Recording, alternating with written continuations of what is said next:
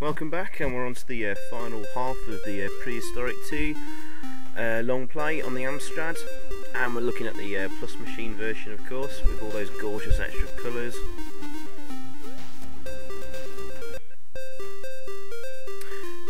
Yeah, you can use those huts there to sort of walk between bits. It's a long time since I played this game in this area, and I get a little bit lost here, so unfortunately I do lose a couple of lives. Oops.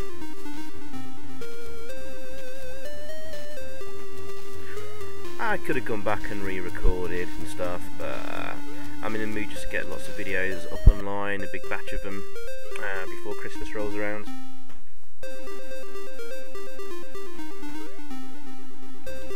And that's what I was looking for. Down there's a few bonus letters.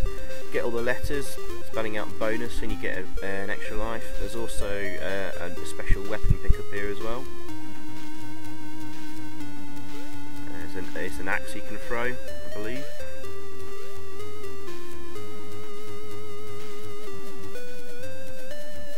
There you go.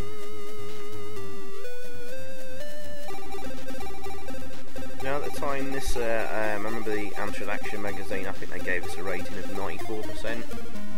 You know what? I think I definitely stand by that. It's if I had to give it a mark out of 10, like I normally do for my games, it will get a very solid 9.5 out of 10. It just misses out on a 10 out of 10 purely because of the unfortunate slowdown that occurs when there's too many sprites on the screen, and just how the music is handled as well. It gets a tad annoying hearing that theme start up again and again.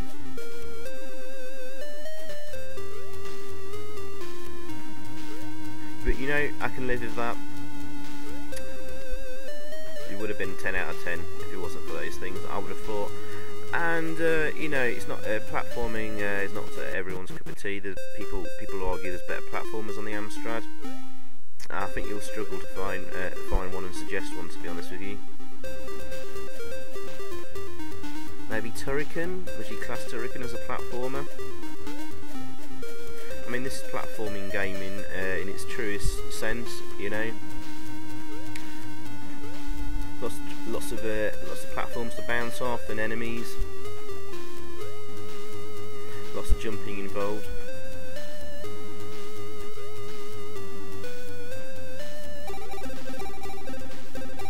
For me, this is probably the best platform on the Amstrad. And you know, it looks and plays as well as any sort of 16-bit game that was coming out at the time, if we just ignore the slowdown that occurs.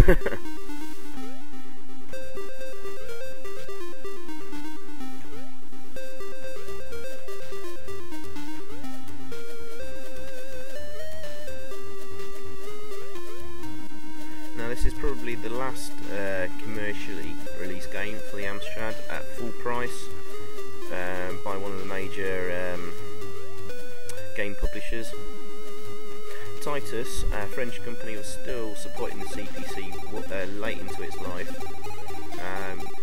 Because the CPC and even the plus machines, they were quite popular in France. And there were still a lot of programmers about wanting to do games with it, and people still willing to buy the games. You certainly wouldn't have found this game in any you know, high street shops when it was released in the UK. I had to get this through mail order at the time. It was quite expensive as well at the time, 20 quid for an Amstrad game, but it's well worth it. Now we've got a cool little bit coming up here. We've got to get to, there's a hang glider above me there I need to get to. I'm just trying to work out and remember how I get there.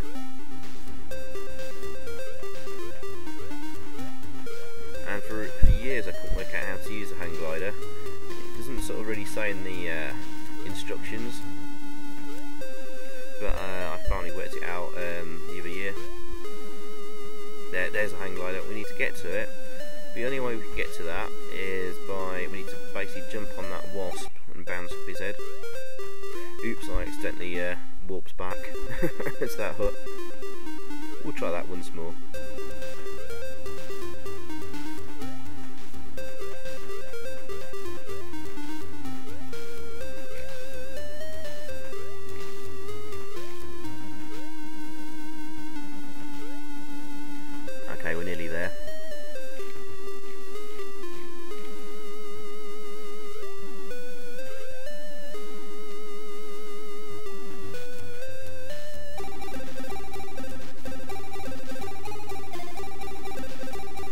okay, what we need to do now then is to have a long run up.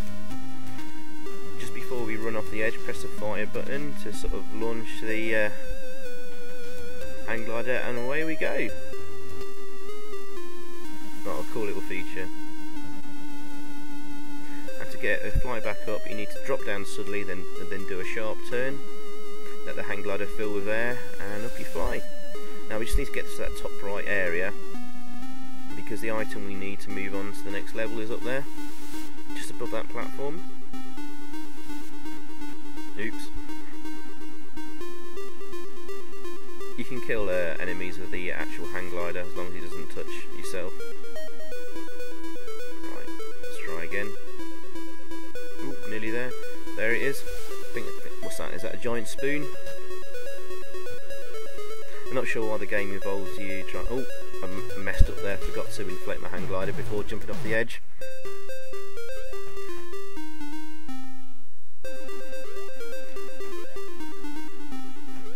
So yeah, I was saying, I'm not sure why the game needs you to collect like knives and forks and spoons and lighters and stuff. It's all based around getting you food items. I'm sure. See if I can find out what the story of the game is.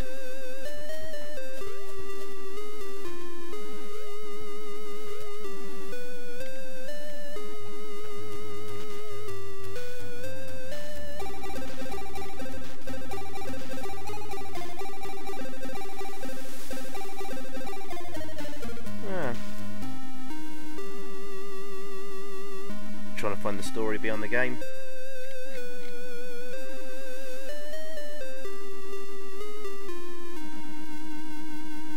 Oh yeah, okay. The subtitle of the game is called Back to Hunger Land.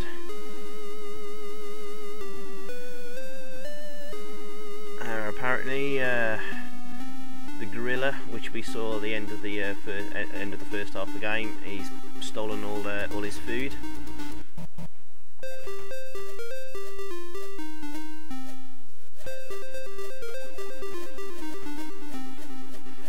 Basically, the story of the game is he's just got to go out and get more food for his dinner.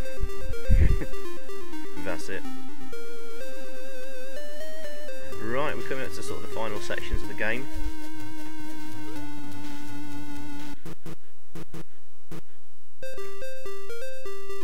Now inside a tree, and we need to get to the bottom of the tree, and then we're on to the final boss.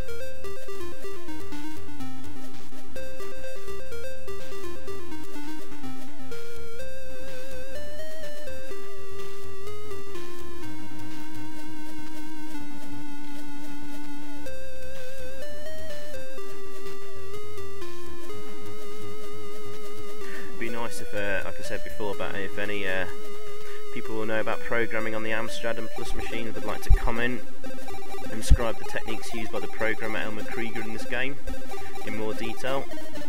I'm no expert at all, but it'd be nice to sort of hear how he's achieved everything. And maybe similar techniques can be used in new games that are being produced.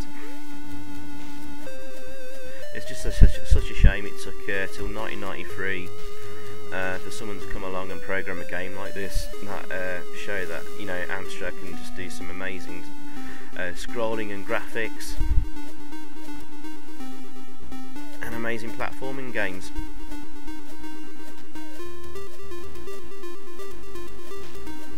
And again, shame about the slowdown. Oh well, can't have everything.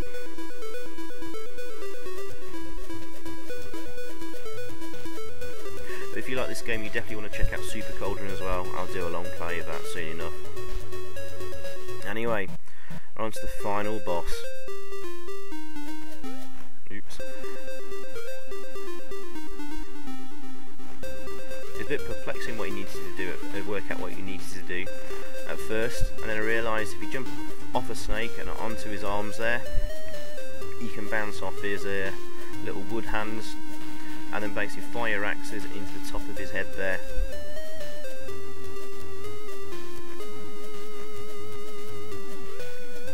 The slowdowns are really nasty in this bit. Oh well, that's him done. Once you work out how you kill him and the technique, it's pretty easy. And here we go, end of the game.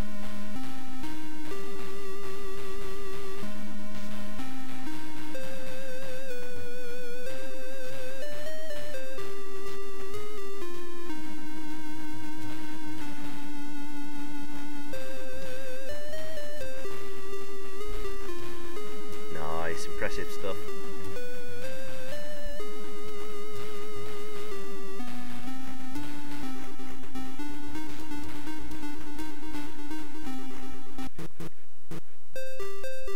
There we go, end credits.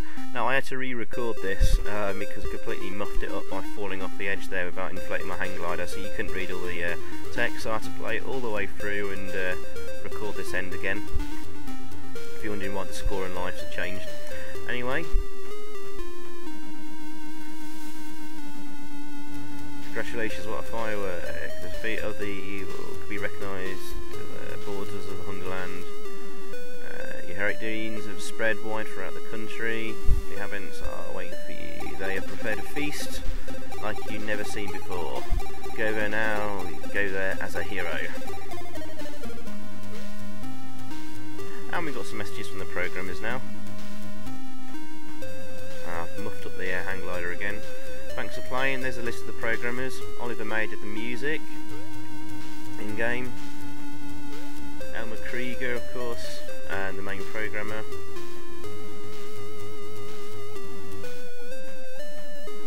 I think Christian Lear did the amazing DMA music. Anyway, this game was developed using 2 CPCs and Maxon.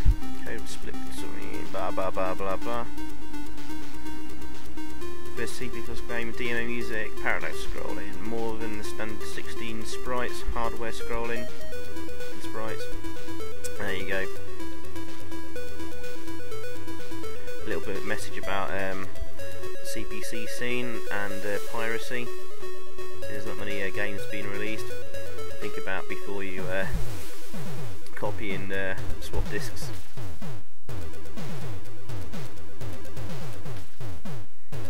Some extra food bonuses there. I think the title screen was done by a guy called Harry Cladis, and Christian Lear did the DMA music, and Oliver Mayer did this in-game tune. So well done those guys, and well done Elmer Krieger. Such a shame we didn't have more plus games, well, plus enhanced games, you know, or plus only. But this was a fantastic one. Another plus game to check out, of course, is called Fluff. It's a plus only game. There's a bit of a feature on it in last month's Retro Gamer magazine as well. And the company behind it, Radical Soccer, well worth a read. And I'll be doing a long play of Fluff at some point as well soon. Anyway, thanks for watching. I hope you enjoyed this. And even if you've only got a CPC, a normal CPC, this game is still worth playing. And just misses out on 10 out of 10 as a score, so it gets a good 9.5 out of 10. Okay, so alright, thanks for watching again, hope you enjoyed, and see you next time. Cheers, bye.